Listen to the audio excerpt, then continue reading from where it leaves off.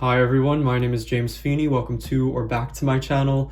Today I thought I would walk you all through a fun sample tarot spread, one that I found in the one and only Seeing the World, Tarot Signposts on the Path to Perception by Jean-Claude Flornoy.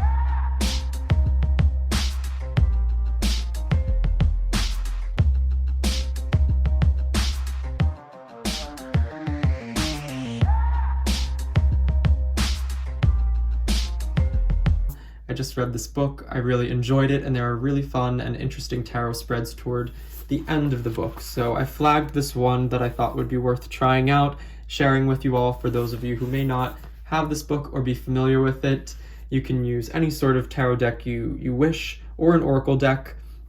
I just thought it would be fun to share, especially if you don't have this book or aren't familiar with this.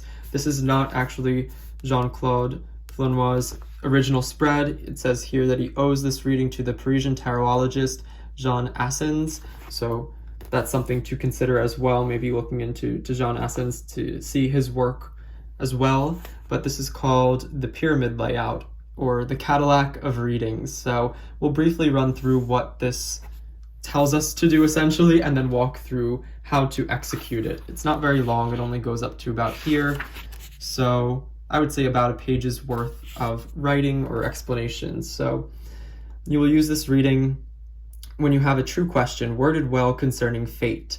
That is an important existential inquiry. Where am I going? What am I doing? In what way am I going astray?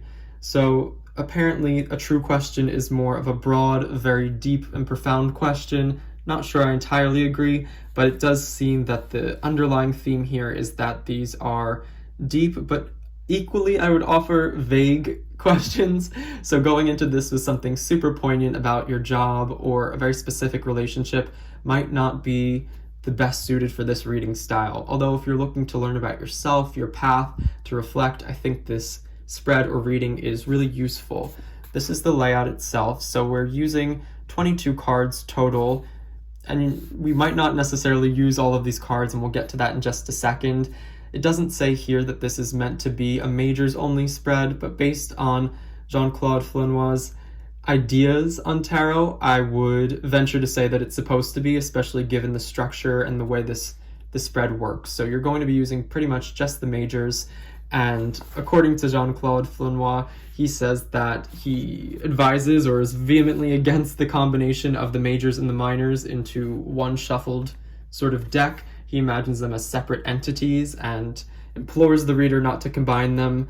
For the sake of this, we are going to stick with his rules, and there are also reversals advised within this reading. I don't normally read reversals, but when in Rome, we will do as they do. So it says to arrange the cards according to the layout shown above, placing the 22nd card as the outer card position. They should all be facing down and have been well shuffled. With this layout, we start with the here and now and move forward toward the future. So this is a bit of a forecasting spread, whether you are a predictive reader or not, or see this more so as choices or potential outcomes is up to you. Careful though, a Cadillac is a tricky machine to drive. Begin by turning over the outside card. So we would start by flipping that 22nd card. Note its number. The next card to be turned over should be the card in the pyramid layout that corresponds to the number of the outside card. So say we got 13 here. We would then flip over the 13th card. Where did we leave off? Begin by corresponds to the card. For example, if the outside card turns out to be the Emperor, the next card you should turn over would be the 4th card in the pyramid, i.e. the 4th card from the left at the bottom row. Once the 2nd card has been turned over, its own number will direct you to the 3rd card to be turned over. So once we flip over, for example, say we flipped over the 4th card because we had the Emperor, and this was the Chariot, then we would then go on to the 7th position, and if the 7th position was the Tower, then we would move on to the 16th card, and so on and so forth. Interpret each of these cards as you go, unfolding the querent story. If necessary, supplement the reading with secondary cards taken from a second deck. You could probably just use the minors if you wanted to, or a second deck. Such supplemental cards play the role of the mathematical exponent, providing additional information. So clarifier cards, I suppose, are encouraged in this reading. Whenever you turn up the Fool, since he has no number, the reading must perforce stop here. At that point, the tarot stops speaking and falls silent. This kind of reading can take up to 3 hours or as little as 3 seconds. A card that turns up reversed should be interpreted as such. This type of reading is not recommended for beginners. I can see how this would be construed as a more, I would say, advanced reading style. It's not necessarily the easiest for somebody who might be then focusing on the positions and how it operates, and you might lose sight of the interpretations of the cards. So I tend to agree with that sentiment, but we'll get right into it. And I like how, for example, you might actually just get the Fool here as the outside card and the reading just doesn't take place at all. You might get the Fool as the second or third card, and then you only have a few cards in the reading. You might, by some odd or chance, end up actually going through all of these and getting the Fool right at the very end, in which case you would have a 22 card spread to interpret. So that's a lot of cards. So this is a very variable, random type of spread where it can be quite small or quite large depending on the chances and odds and just what happens. I'm not going to be interpreting the cards as if it were an actual reading. This is a sample, so interpretations will be kept to a minimum. More so it's about, I would say, going through this and learning how it works. I would advise having a decent amount of space for this and maybe using a smaller deck. I'm using the smallest one I have, and it seems fitting for this given that the illustrations in this book are predominantly from the Noble. This is a rendition of the Noble by Cartogram, the sort of, I would say, more mass-produced version they do on linen cardstock. So I've already separated out the majors, so we can get right into this. It's a wonderful deck. It's a little bit smaller in its dimensions than a playing card deck, and I will just barely be able to fit it on this table, so keep that in mind. And also, just a word to the wise, I absolutely love this deck, but it's not great for riffle shuffling, so I don't advise that if you do get it or have it. I bent one of the cards pretty badly trying to do that. So we'll give these guys, I guess, a little hand-over-hand shuffle, and then we'll lay them out as we were advised. So actually, that's going to be the 22nd card, so wait here, we'll shuffle a little bit more. So we'll try to get all of these in frame. If any of them are not in frame, I apologize. I'll show them as we get to them. 4, 5, 6, 2, and 1, as it kind of just goes off the table. I know you can only see up to those top 2 cards pretty much, but I will show you if and when that card comes up. And then our outer card, which we'll just put to the side. Now we're supposed to start with this outer card according to the way the reading works. And here we get the Pepes, the Popes, or the High Priestess. So she's number 2.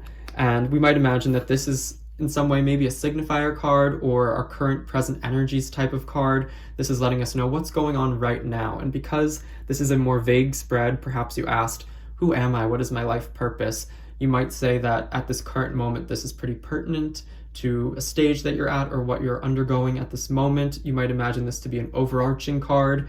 There's a lot of room for interpretation within this because none of the given positions have a set meaning. They aren't telling you, this is who I am now, this is what I need to account for, this is something that I don't know about. This is really just told as a narrative story with no necessary rhyme or reason, which I can also see would be difficult for a beginner who wants to have something very clear-cut given where each card is placed, but that's not the case here. So we start with the High Priestess, number 2. That's going to send us on over to here, the second card. We're going to see what we get. So then we get Temperance. Temperance is number 14, and of course you might try to then start to make sense of the spread. So we start with the High Priestess, that more feminine, intuitive. She's holding her book. It's quite formal. I almost imagine this to be more of a studying phase or an experiential aspect to where one might be at. We move into Temperance, which is where maybe we put what we've learned into action, but we still have that more receptive feminine energy facing the past. They're in similar attire. They look actually quite similar in many ways, but Temperance is a bit more free and clearly in motion, whereas the High Priestess is quite still. So just if you were trying to interpret this without positions, trying to make a story out of it, but we have 14 now. So 6, 7, 8, 9, 10, 11, 12, 13, 14. That's correct, right? 7, 8, 9, 10, 13. Yes, okay. So next we get the World card, and you might even imagine, I'm almost imagining this as a progression toward freedom, where the High Priestess is quite wrapped up and cloistered, versus Temperance, who's more like a field agent out doing her thing. And then the World card, we really break free, and there's very little clothing to be had here. So this is where the World card is. It's 21, which means we're going to go right up to the top of the pyramid and flip over number 21, which we actually get the Magician here. So clearly after the cycle maybe ends or we step into something new, it's very blatantly clear that this is very detached, at least seemingly, from what we've pulled so far in terms of this path or this greater meaning. So this is number 1. We make our way back down to the very bottom of the pyramid, and we flip over the next card, we get Death. And so this new chapter is more of changing maybe things that we've already built up or accomplished, so on and so forth. We're not going to harp too much on what this could all be. But number 13. So we have, what is it? That was 14, right? So this would be 13. Then we get the Empress. So a return to this style. I'm seeing this more, I don't know, there's a sort of more serious feminine energy to this overall reading, but this is number 3. And so now we're forwarded back down to this position in the spread where we get the Judgment card. So moving forward there, and we won't go too deep into that. Now we get number 20, so that's going to be up here. If you were doing the spread at home, we get the Wheel of Fortune. Many more changes once we come into that new chapter, which is very interesting. So a lot of flux and shift, and then, so that would be what? That was 14, that was 13, which would make this 12, 11, 10. Then we get the Star. Star 17, so then we move our way up to, that was 14, 15, 16, 17. We would find ourselves here with the Chariot, which is number 7. So we have number 7 right here. We get the Hermit. I'm really not gonna, this could go on for quite some time actually, even if you weren't interpreting it, just to go through the process of flipping the cards. So this is one you want to sit down and take a good portion or chunk of time to do. By the way, all of Jean-Claude Flornoy's his book and all of his reproductions of various historical Marseille decks and other types of decks are on, I believe it's Tarot History, so I'll put a link to that below. I know you can get this book from there. This is an English translation. I also know that they sell it, I believe, on, I think it's Treadwell's bookshop. So if you were looking to actually get this book, I actually do really love it. More to come on that in my favorites video for this month, but it's a really good book, actually, I would say. But where were we? So we flipped over, we got the Chariot. No, we just were with the Hermit. Sorry, losing track, tangents and side notes aside. Now we have the Hermit, number 9. That would take us over here, where we get Force. And you might also start to notice, how are these cards interacting? Is there a predominance of cards turning up on the left side of the pyramid, on the lower portion of the pyramid? And then what order are they coming up in? Does it seem very disjointed? For example, we saw a clear theme with the High Priestess turning then into Temperance, turning into the World, or that progression that seemed very fluid and natural to me, versus now an abrupt halt and a new start in the cycle with the Magician. And since then, we've experienced a lot of cards that hearken and speak to change and movement, and there is a little bit more of this masculine push that is then returning to a baseline of feminine. If we're really trying to get into the details and think about ourselves in this, we're going to then populate the reading with our career and our friends and our life and our choices and what we feel drawn to, and start to see the story. But just for the sake of pattern finding in a spread like this, which I think is helpful when there's potentially so much going on, or such a lesser degree of order where there aren't specific card positions, where this really does almost in some ways feel a bit like a game, a storytelling game. It's helpful to try to find the patterns and to look for congruencies or incongruencies. So we wound up with Force. So that takes us over to number, oh, what am I doing? Wait, I just lost track. We did have Strength, right? Okay, so that's 6, 7, 8, 9, 10. I definitely messed up. Oh, 11. What am I saying? All right, so we've got the Devil. See, this, I think it's easy to get lost in this, which can definitely detract from the interpretation. And so if you aren't already super comfortable with interpreting the cards, this might not be one for you at this moment, or you might want to practice this one a little bit, even if you're not interpreting, just so you get the hang of flipping over these cards in this way, because it's not exactly an intuitive or normal way to go about things. And I think the idea of this analytical, number-driven way of flipping over all of these potential cards is interesting, especially when combined with a more intuitive approach to interpretation. Likewise, the idea that this is a majors only spread and there are potentially a lot of cards involved can make it feel very overwhelming very quickly. So if you're out there and this doesn't seem like it's for you, I can definitely imagine. I don't imagine myself using this often or with others or with clients. It would be, well, I mean, I could see it potentially, but I would want to have a lot more practice with it. The idea of so many majors all at once, or even this many cards in a spread potentially all at once, is a lot. It would definitely take quite a while to fully flesh out.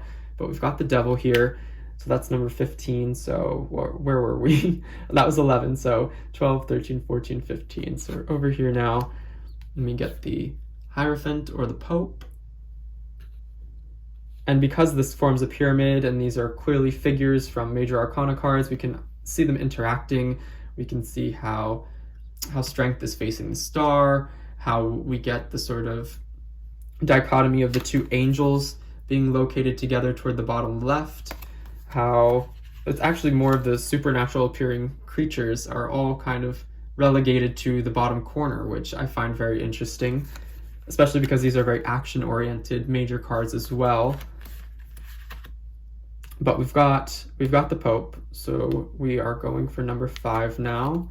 And notice we haven't turned up the Fool, so we keep going. If we flipped over this card and it was the Fool, we would stop right there. The reading would just be as it was, and maybe we would just interpret that. If the second card was the Fool, we would really have a small reading. It appears by chance we're getting quite a lot of this happening, but now we have the Lovers, so that's number 6. So we're going to go right next door, flip over, we get the Tower, 16, and where is that? So this is 6. This is 7, 8, 9, 10, 11, 12, 13, 14, 15, 16. So up here, finally we encounter the Fool. At this rate, if you were really interpreting it, you might say, like, thank God that we finally got here, just because there's a lot to hash out.